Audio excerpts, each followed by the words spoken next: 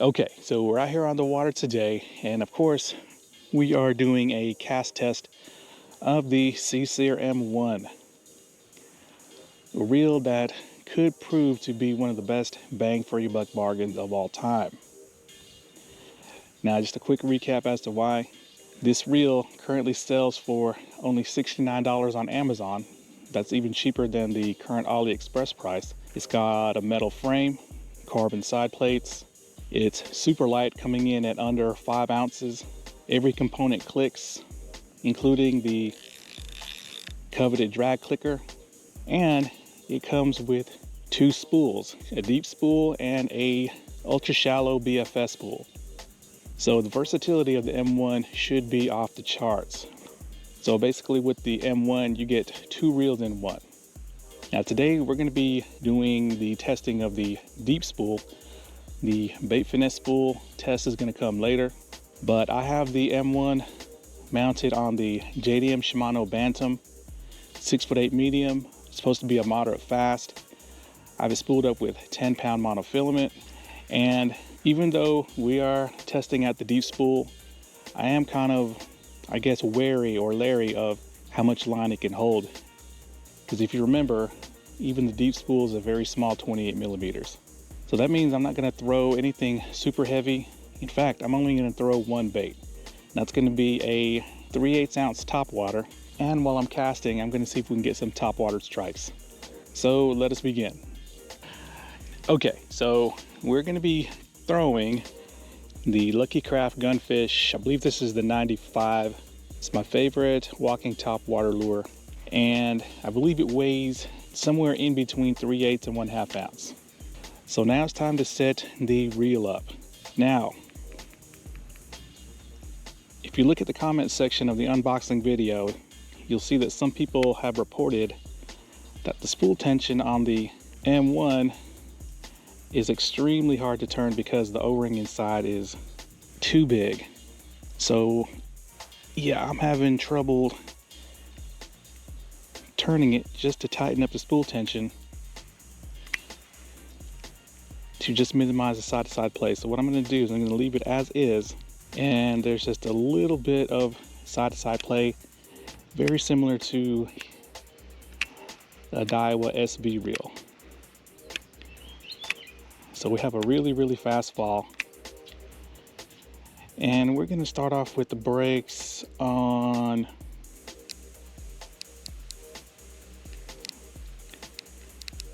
we'll turn them to 7. Now, if you remember when I did the little tabletop brake test, the brakes on this reel appear to be extremely strong. Here we go. First cast.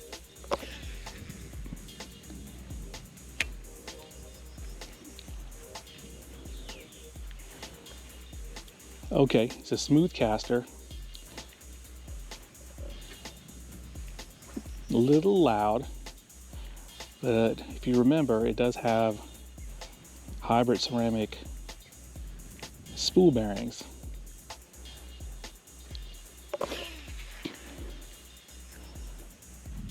Now I'm just doing some easy sidearm casts just to let the line settle before I really cut loose and try to get some distance, but yeah, spool perfectly controlled, getting out there about close to 30 yards.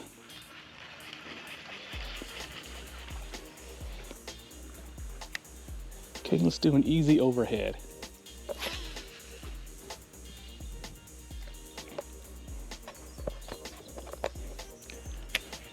So it's confirmed the brakes are definitely strong enough.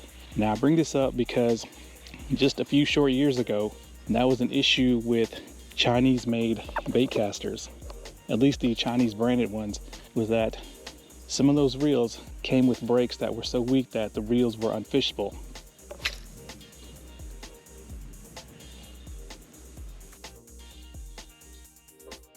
And I just broke off that Lucky Craft Gunfish. But the spool did not explode, which is unusual. Usually when I break off like that, the spool blows up. All right, let's get another one. Okay, new Gunfish 95 tied on. And I made sure that the knot was much better. I think it probably broke off at the knot. But all right, let's do a few more, I guess, test casts. Make sure that the lure doesn't fly off into Narnia. And the wind is coming into me a little bit, but no problem with the M1.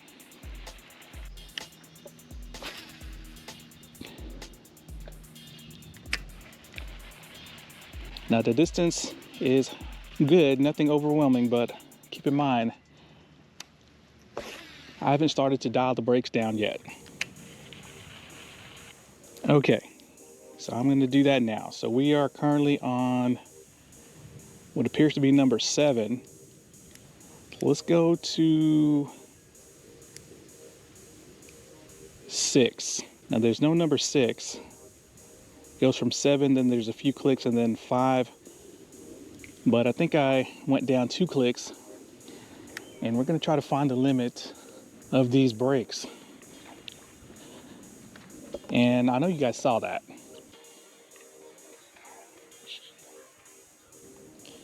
Some top water actions. I'm gonna,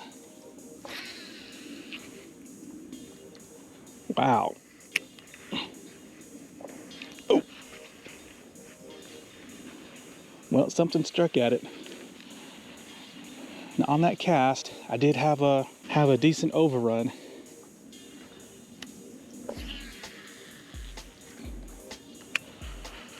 So on that cast, no overrun. Let's do another overhead. Okay, whoa. So immediately I can tell you this is a free casting reel. Now that we are starting to dial the brakes down, this reel feels like it's got a really fast spool.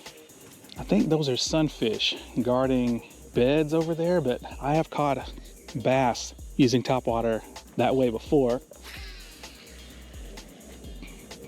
Holy crap. Okay, we're getting easily over 40 yards.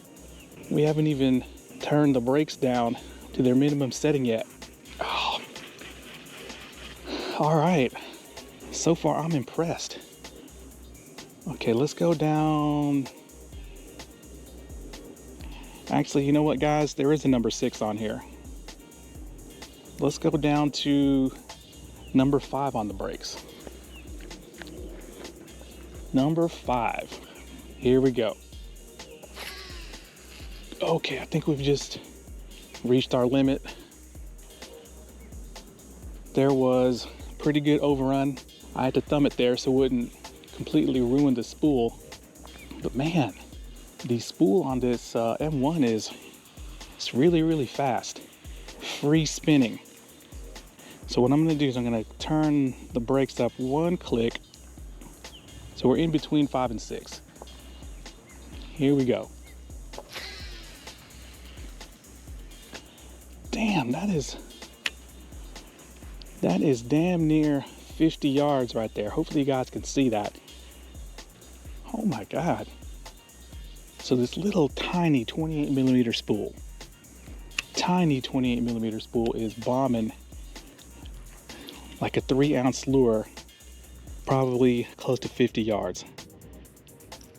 Now that's impressive. That would be impressive for a regular 34mm spool, but for a 28mm spool, that means that you have to have good strong brakes, but brakes that don't choke off the spool speed. All right, let's do a couple more.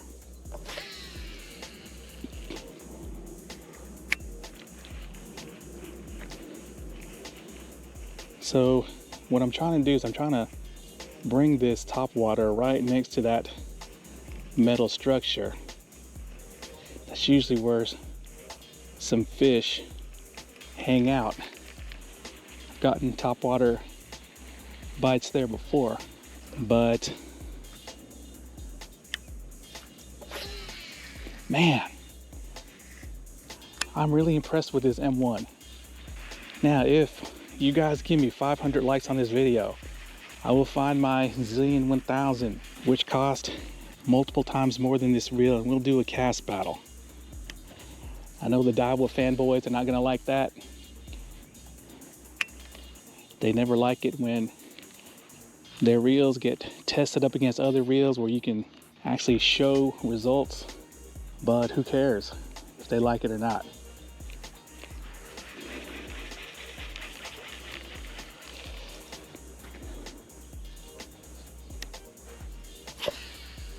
Oh, bad cast on my part. Still got well over 40 yards. Now the retrieve on this reel, it's what I would call generically smooth. You know, it's not going to remind you of Shimano with the micro module gears, but very comparable to, I would say, Abu Garcia. Look at that. I wonder what would happen if I flushed these bearings and just put some ultralight oil in them.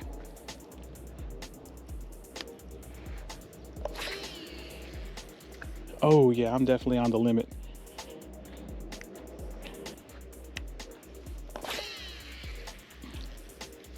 Boom! Oh my God. This thing would probably give an ALDEBARAN a run for its money. METANIUM even.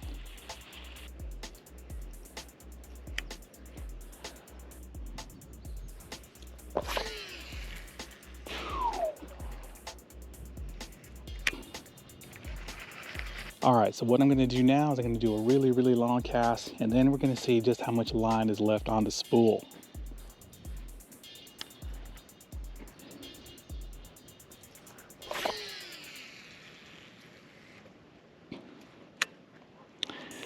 Okay, that cast went definitely close to 50 yards.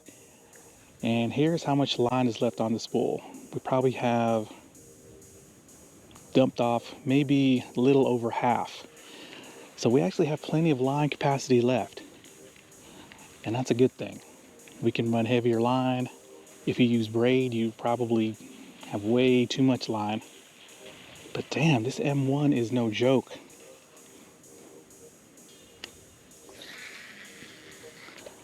Look at that, just a easy sidearm cast. Accurate as well. Hit it right next to that structure. Okay, let's go over this way.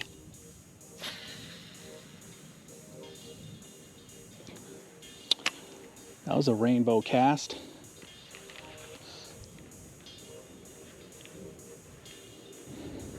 It's just so fun casting this M1. Look at that.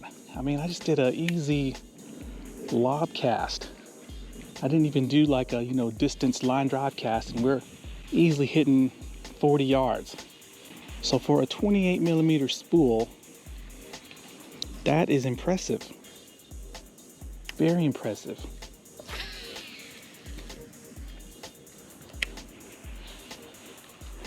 Now, someone in the comment section of the unboxing video also said that if you feel that this reel is overbraked, you can actually remove magnets.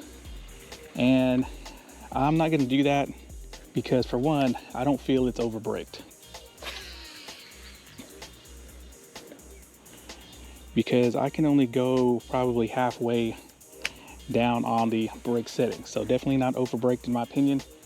And just look at this devastating casting performance.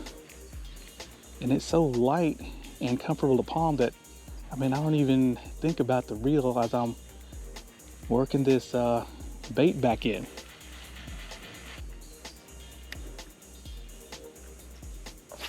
Now, I'm sure if I stuck on a 1/8 ounce lure that this reel would absolutely crush that lure as well, but we're gonna wait until the bait finesse spool test. That's gonna be in a separate video. All right, fellas, there we go.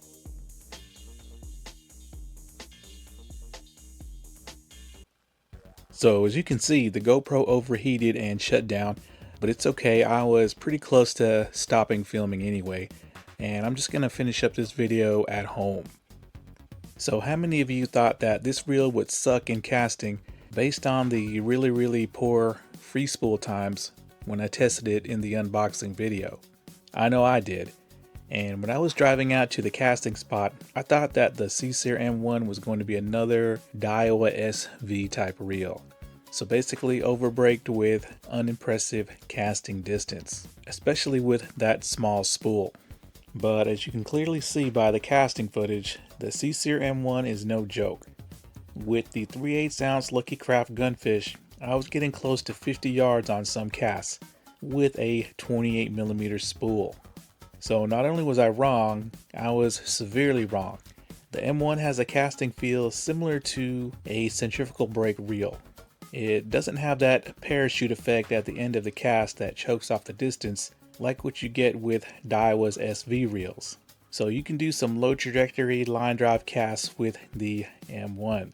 And I think it has something to do with the magnet configuration of its MagTrack style brakes, how they're evenly spaced around the brake hub. But that's just my theory. And I also like the fast, free casting feel of the spool. But don't worry, it's also very user friendly, so beginners will have no problems with this reel, as long as you don't try to find the braking limits until you get more experience. And keep in mind, I was casting with a very loose spool tension setting.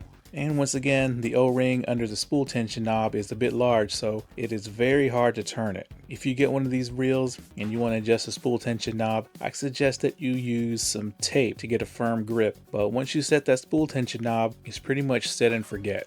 But I am tempted to just remove that O-ring altogether. Now once again, I have told SeaSir about it and they said that they are fixing it. Now, many years ago, I reviewed a similar reel called the LureStar C9 Air. And in fact, I just went on AliExpress to see if the C9 Air was still being sold, and it is. Now, you can see by this picture that the C9 Air is more expensive, and it has a carbon frame, not a metal one. It does come with 2 spools, but they are heavier than the M1 spools. And I do remember that the reel did have some spool to frame gap issues, as well as the brakes being on the verge of being too weak. The cheaper M1 doesn't have those issues. So next up, what I have planned for the M1 is we're gonna mount it on a bait finesse rod, pop in the shallow spool, and we're gonna see just how light a lure it can cast. So be on the lookout for that. All right guys, thanks a lot.